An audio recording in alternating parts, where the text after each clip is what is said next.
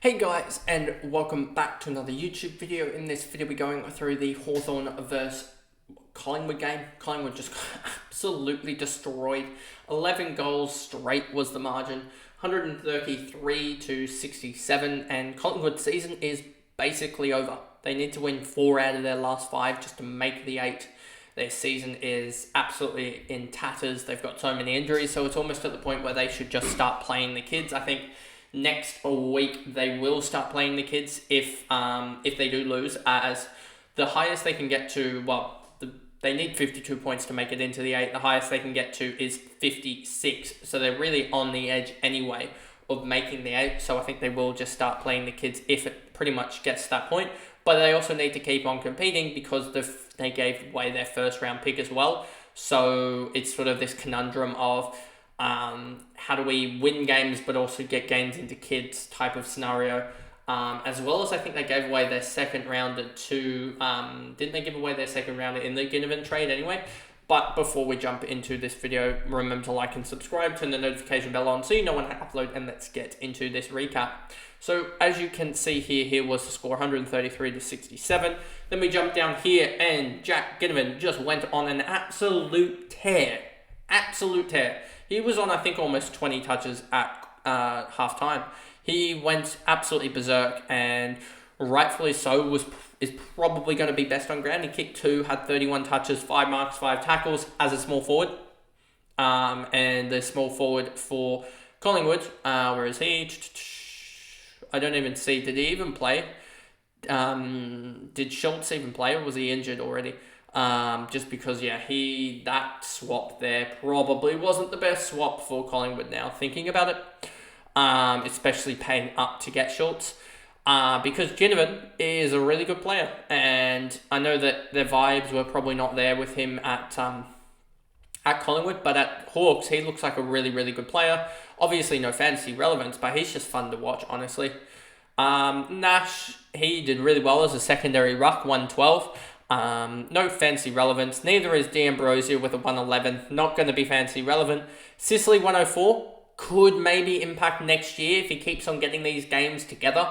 But I still think we're going to see him average around about, because it's a lot harder now, obviously, with the more games you play, it's a lot harder to gain back the average that you're trying to catch up to. So I think we're going to see him low 90s, if I remember correctly. He's up to 15 games, average of 88 on the dot. So there's 5 games to go, and he's got a total of, 13, 20 points. Say he averages 100 from here on out. That would get him to 18, 20, and then divide that by 20 games played. He will be averaging 91 if he averages 100 from here on out.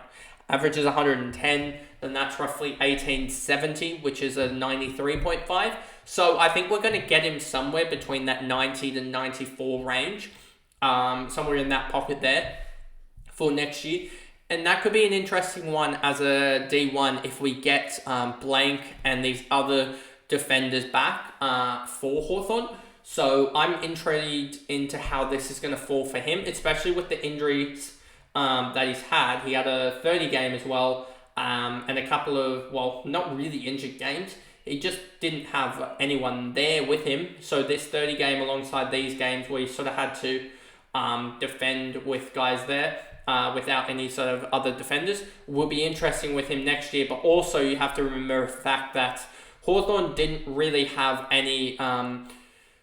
they haven't really been kicking around the back as much. They've been more free flow, and that can impact Sicily. So that'll be the decision basically made with Sicily is, do we expect him to get those points back, or do we think that those points are going to be shifted to more midfield players? Day 98 was really good. Moore came really good strong at the end to get to a 92. I was barracking him on to go large.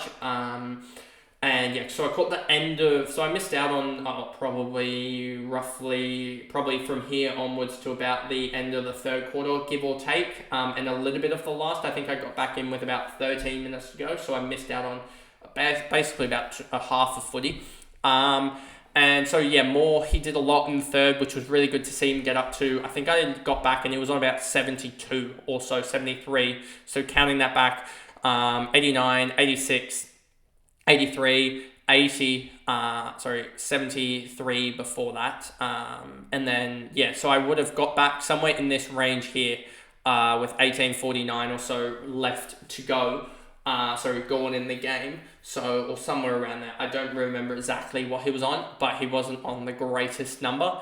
And so, he did come home really strong and got to a 92, which was probably one of my better forwards on the day. On the round, I should say. Newcomb, McDonald, Warple, Bruce, Amon, Chol, Ward's one that I'm intrigued to see what happens, given that he's sort of been moulded into a winger, it looks like, or a slight on-baller. I need to just check the CBAs for Hawthorn in the game. But I don't remember him getting too many CBAs. So let me just double check that. CBA attendances, CBAs, Meek, Warple, Day, Nash, Newcomb, Ward with 7 out of probable 33. So 7 out of 33, that's roughly about 23, 24%, probably 22%, I'd say. 22% isn't that great, to be honest with you. So, I think he's been 21.1. 21.2, sorry. Not really thereabouts. Ward, I was really hoping he'd take that next step, but I don't think he will. But if they abolish the sub, he's probably in line to be let's see now, where is he actually here? 57. So he's probably in line to have a plus 20 or so, just if they get rid of the sub alone. So that'll be an interesting factor to see if who has actual increases just because the sub element isn't there. Ward, Giath, Scrimshaw, Hardwick, Watson, Meek, MP. Meek having a really poor game as well was surprising. Even though he got 36 hit-outs, just didn't get any non-disposal points, it looks like, and 6 free kicks against does kill you.